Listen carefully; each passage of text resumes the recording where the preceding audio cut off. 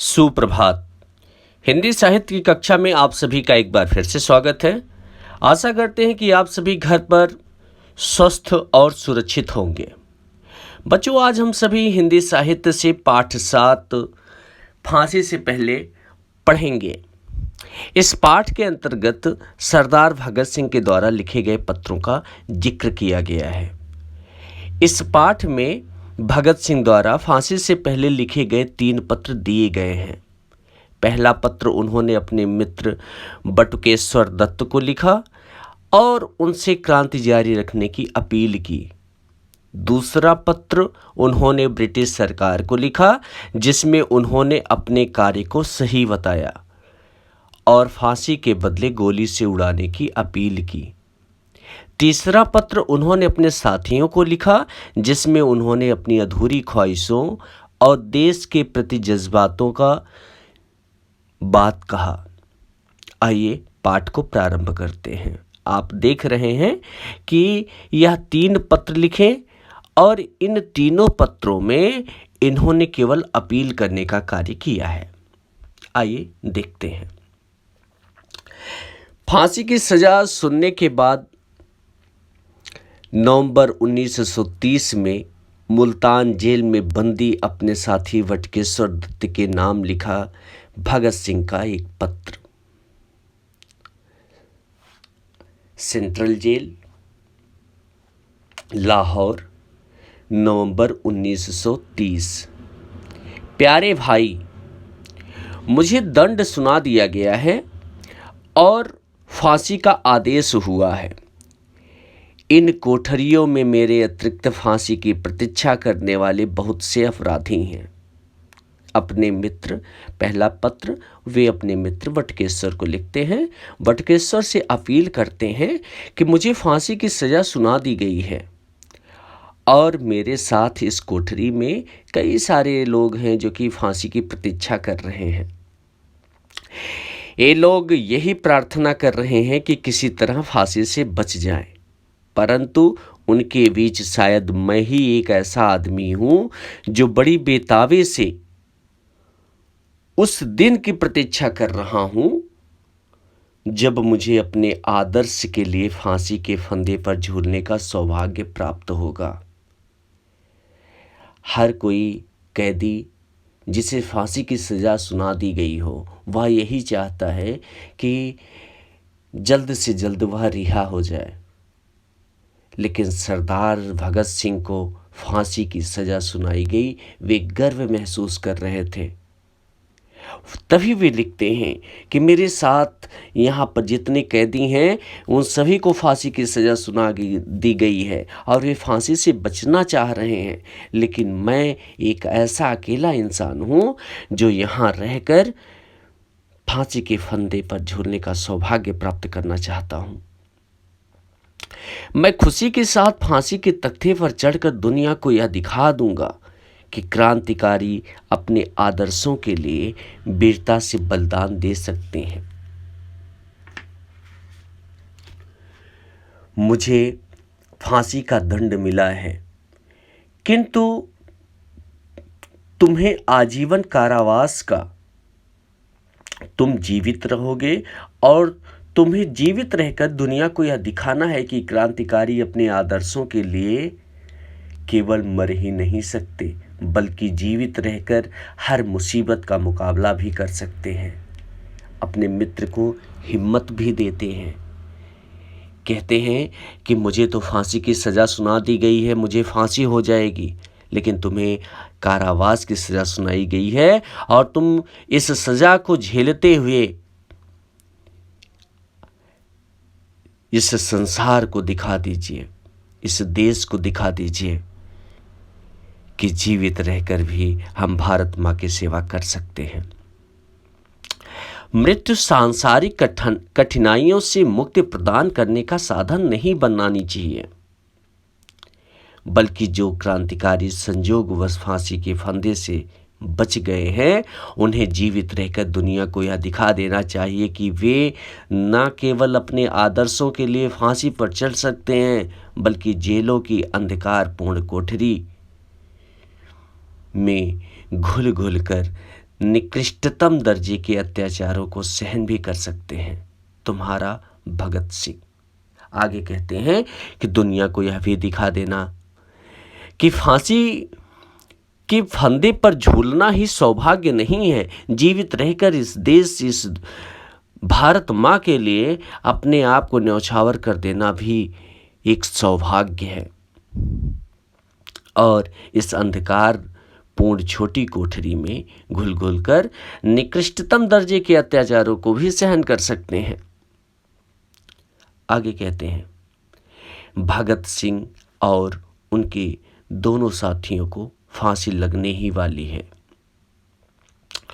अगले पत्र के बारे में बताया गया कि सरदार भगत सिंह और उनके दोनों साथी को फांसी लगने वाली है। उसे किसी तरह कुछ दिन रोकना चाहिए, जिससे उन्हें फांसी से बचाने का प्रयत्न व्यापक रूप से हो सके। यह लाहौर षड्यंत्र अभियोग रक्षा समिति के कानून विशारदों की राय थी।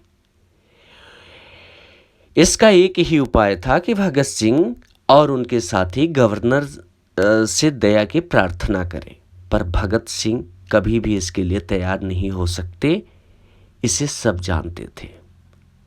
जानते थे कि अंग्रेजी गवर्नर से फांसी की सज़ा हटवाने के लिए विनती नहीं कर सकते, क्योंकि ये स्वाभिमानी व्यक्ति थे, अपने देश पर और स्वाभिमान के लिए कुछ भी कर सकते थे। प्राणनाथ मेहता एडवोकेट की बात भगत सिंह मानते थे। प्राणनाथ मेहता जो कि इनके एडवोकेट थे, इनके लॉयर थे, उनकी बात को ये मानते थे। वे 19 मार्च 1931 ईस्वी को जेल में भगत सिंह और उनके दोनों साथियों से मिले। घुमा फिराकर उन्होंने उनसे जीवनदान प्रार्थना पत्र की बात कही और विश्वास दिलाया कि अगर आप लोग हाँ कर दें तो हम प्रार्थना पत्र की भाषा ऐसी कर देंगे कि उससे आपका जरा सा भी सम्मान कम ना होगा। दूसरे साथी तो इससे नाराज हुए, पर भगत सिंह ने मान लिया और कहा, अच्छी बात है, तुम तैयार कर लो जीवन प्रार्थना पत्र। कहते हैं कि अपने मित्र से जीवन प्रार्थना तैयार करने की बात करते हैं, और जबकि इनके साथी काफ़ी क्रोधित होते हैं। अब तैयार होने के पीछे इनका क्या षड्यंत्र था, आइए देखते हैं। प्राणनाथ मेहता खुशी खुशी लौटे और कई कानून विशारदों के साथ रात भर जीवनदान प्रार्थना पत्र का प्रारूप बनाते हुए दूसरे दिन 20 मार्च 1931 को जब वे जेल गए तो भगत सिंह ने कहा, हमने तो भेज भी दिया गवर्नर पंजाब को अपना प्रार्थना पत्र, और उन्होंने निम्नलिखित पत्र उनके हाथ में रख दिए। जो पत्र उन्होंने भेजा था उसका एक कॉपी अपने पास रखे थे। उसमें लिखा था, फांसी नहीं, हमें गोली से उड़ाया जाए। उन्होंने अपील किया उस गवर्नर से कि फांसी नहीं, हमें गोली से उड़ाया जाए। किस तरह था, आइए पत्र देखते हैं। आदरणीय महोदय,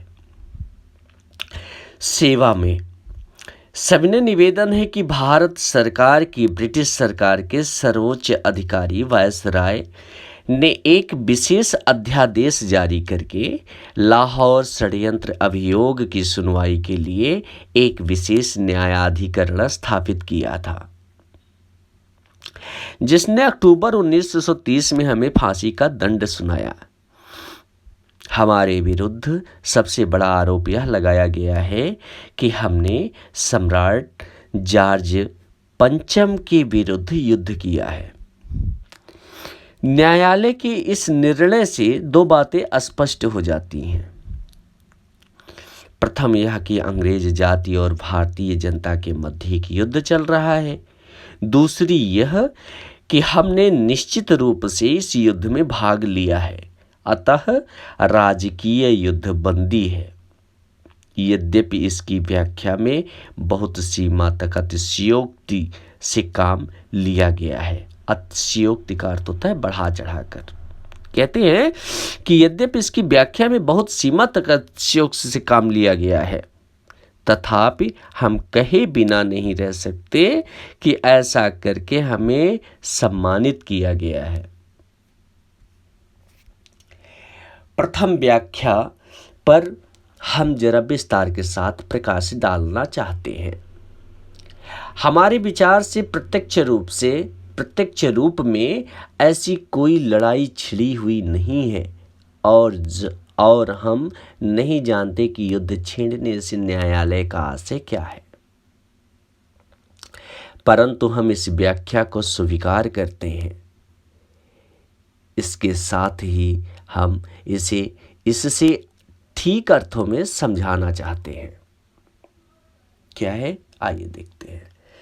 हम यह कहना चाहते हैं कि युद्ध छिड़ा हुआ है और युद्ध तब तक चलता रहेगा जब तक कि शक्तिशाली व्यक्ति भारतीय जनता और श्रमिकों की आय के साधनों पर अपना एकाधिकार जमाए रखेंगे। चाहे ऐसे व्यक्ति अंग्रेज पूंजीपति व अंग्रेज शासक हों या सर्वथा भारतीय ही हों। उस समय की व्यथा थी। उस समय अंग्रेजी सरकार हमेशा बड़े जो पूंजीपति होते थे भारतीयों को अपने वश में कर लेते थे। तो वही ये कहते हैं कि चाहे वह अंग्रेजी सरकार हो या सर्वथा भारतीय हो, उन्होंने आपस में मिलकर एक लूट जारी कर रखी है। यदि भारतीय पूंजीपतियों के द्वारा ही निर्धनों का खून चूसा जा रहा हो, तब भी इस स्थिति में कोई अंतर नहीं पड़ता।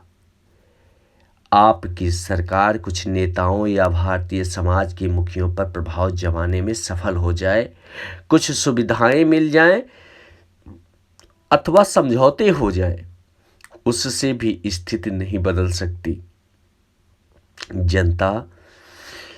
जनता पर इन सब बातों का प्रभाव बहुत कम पड़ता है। उन्होंने कहा कि जनता पर इन सभी कामों का प्रभाव बहुत कम पड़ता है। इस बात की भी हमें चिंता नहीं है कि एक बार फिर युवकों को धोखा दिया गया है। उन्होंने कहा कि इस बात का मुझे कोई चिंता नहीं है कि एक बार फिर से इन युवकों को धोखा दिया गया है, पर इस बात का भी भय नहीं है कि हमारे राजनीतिक नेता पथभ्रष्ट हो गए हैं और वे समझौते की बातचीत में इन निरपराध बेघर और निराश्रित बलिदानियों को भूल गए हैं, जिन्हें दुर्भाग्य से क्रांतिकारी दल का सदस्य समझा जाता है। हमारे राजनीतिक नेता उन्हें अपना शत्रु समझते हैं क्योंकि उनके विचार में वे हिंसा में विश्वास रखते हैं। हमारी वीरांगनाओं ने अपना सब कुछ बलिदान कर दिया। उन्होंने बलिवेदी पर अपने पतियों को भेंट किया। उन्होंने अपने आप को भी निछावर किया, परंतु आपकी सरकार उन्हें कुछ नहीं समझती। आपके एजेंट भले ही झूठी कहानियां बनाकर उन्हें बदनाम कर दें और छल की ख्याति को हानि पहुंचाने का प्रयास करें, परंतु यह युद्ध चलता रहेगा। हो सकता है युद्ध भिन्न भिन्न दशाओं में भिन्न भिन्न रूप ग्रहण करे। आगे इन्होंने कहा कि हो सकता है यह युद्ध भिन्न भिन्न दशाओं में और भिन्न भिन्न रूप से ग्रहण करे। कभी यह युद्ध प्रकट रूप ले ले, कभी इसी दशा में चलता रहे। मतलब कभी यह प्रकट हो जाए और कभी यह सुषुप्त दशा में रहे। कभी भयानक रूप धारण कर ले, कभी किसानों के स्तर पर जारी रहे और कभी यह युद्ध इतना भयानक हो जाए कि जीवन और मरण की बाजी लग जाए। चाहे कोई भी परिस्थिति हो, इसका प्रभाव आप पर पड़ेगा। इन्होंने कहा कि चाहे जिस भी अवस्था में यह युद्ध रहेगा, यह युद्ध जारी रहेगा और इसका प्रभाव आप पर पड़ता रहेगा। यह आपकी इच्छा पर है कि आप जिस परिस्थिति को चाहें चुन लें, परंतु यह युद्ध चलता रहेगा। इसमें छोटी छोटी बातों पर ध्यान नहीं दिया जाएगा, परंतु संभव है कि युद्ध भयंकर रूप धारण कर ले और उस समय तक समाप्त नहीं हो जब तक कि समाज का वर्तमान ढांचा समाप्त नहीं हो जाता। प्रत्येक व्यवस्था में परिवर्तन या क्रांति नहीं हो जाती और सृष्टि में एक नवीन युग का सूत्रपात नहीं हो जाता। निकट भविष्य में यह युद्ध अंतिम रूप से लड़ा जाएगा और तब यह निर्णायक होगा। साम्राज्यवाद और पूंजीवाद कुछ समय के मेहमान हैं। यही वह युद्ध है जिसमें हमने प्रत्यक्ष रूप से भाग लिया है। हम इसके लिए अपने पर गर्व करते हैं कि यह युद्ध ना तो हमने प्रारंभ ही किया है और ना यह हमारे जीवन के साथ समाप्त हो गया। हमारी सेवाएं इतिहास के इस अध्याय के लिए मानी जाएंगी जिसे यतीन्द्रनाथ दास और भगवती चरण के बलिदानों ने विशेष रूप में प्रकाशमान कर दिया है। उनके बलिदान महान हैं। इन्होंने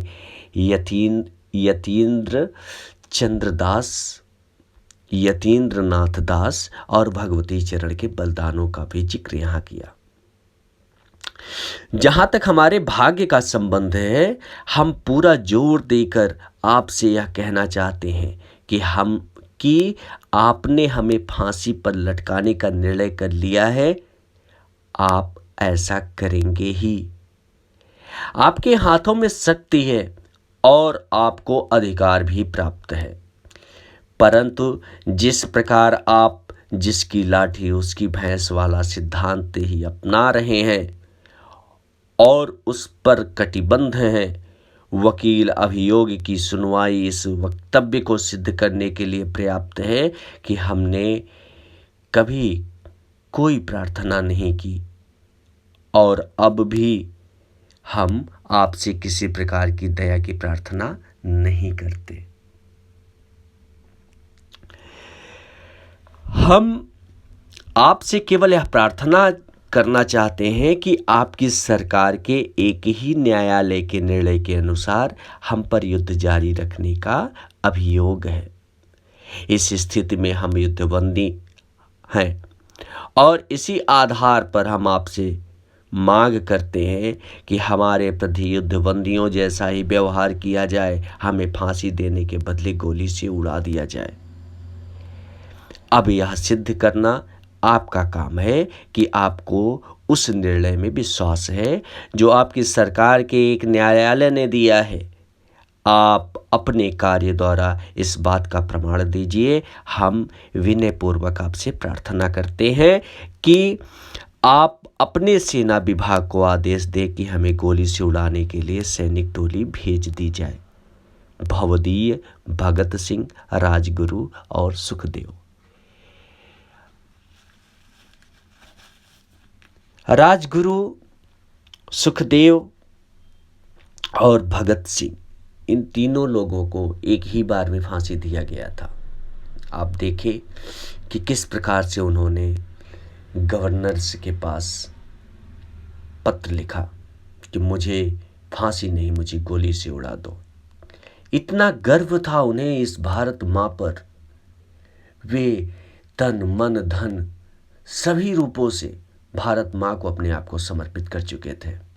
उनके अंदर बस केवल क्रांतिकारी की भावना जागृत थी और क्रांतिकारियों में उनका नाम अमर रहेगा। आइए आगे देखते हैं। अगला पत्र इन्होंने लिखा है फांसी के ठीक एक दिन पहले। उन्होंने लिखा फांसी के ठीक एक दिन पहले 22 मार्च 1931 को सेंट्रल जेल के ही वार्ड नंबर 14 में रहने वाले बंदी क्रांतिकारियों ने भगत सिंह के पास एक पर्चा भेजा। सरदार, यदि आप फांसी से बचना चाहते हो तो बताएं। इन घड़ियों में भी शायद कुछ हो सके। भगत सिंह ने उन्हें यह उत्तर भेजा। साथियों, अब ये अपने दिल का, अपने मन का जो व्याख्या था वो बताते हैं। इनके मन में जो सारी चीज़ें थी वो सारी चीज़ें उन्होंने बयां किया इस पत्र के माध्यम से। इन्होंने कहा, जिंदा रहने की ख्वाहिश कुदरती है, कुदरती तौर पर मुझ में भी होनी चाहिए और मैं इसे छिपाना नहीं चाहता। लेकिन मेरा जिंदा रहना एक शर्त पर है। मैं कैद होकर या पाबंद होकर जिंदा रहना नहीं चाहता। मेरा नाम हिंदुस्तानी इनकलाब पार्टी का निशान बन चुका है और इनकलाब पसंद पार्टी के आदर्शों और बलिदानों ने मुझे बहुत ऊंचा कर दिया है, इतना ऊंचा कि जिंदा रहने की सूरत में इससे ऊंचा मैं हरगिज नहीं हो सकता। आज मेरी कमजोरियां लोगों के सामने नहीं है। अगर मैं फांसी से बच गया तो वे जाहिर हो जाएंगी और इनकलाब का निशान मध्यम पड़ जाएगा या शायद मिट ही जाए। लेकिन मेरे दिलेराना ढंग से हंसते हंसते फांसी पाने की सूरत में हिंदुस्तानी माताएं अपने बच्चे को भगत सिंह बनने की आरजू किया करेंगी और देश की आज़ादी के लिए बलिदान होने वालों की तादाद इतनी बढ़ जाएगी कि इनकलाब को रोकना साम्राज्यवाद की संपूर्ण शैतानी शक्तियों के भी बस की बात ना हो रहेगी। कहते हैं कि अगर आज मैं, हर व्यक्ति चाहता है कि वह जिंदा रहे और मेरे अंदर भी ऐसी ख्वाहिशें हैं कि मैं जिंदा रहूं, लेकिन वह एक शर्त है कि मैं जिंदा रहूं तो मैं स्वतंत्र रहूं, स्वतंत्र अपना यह क्रांति जारी रखे रहूं, किसी तरह का कोई रोक टोक ना हो।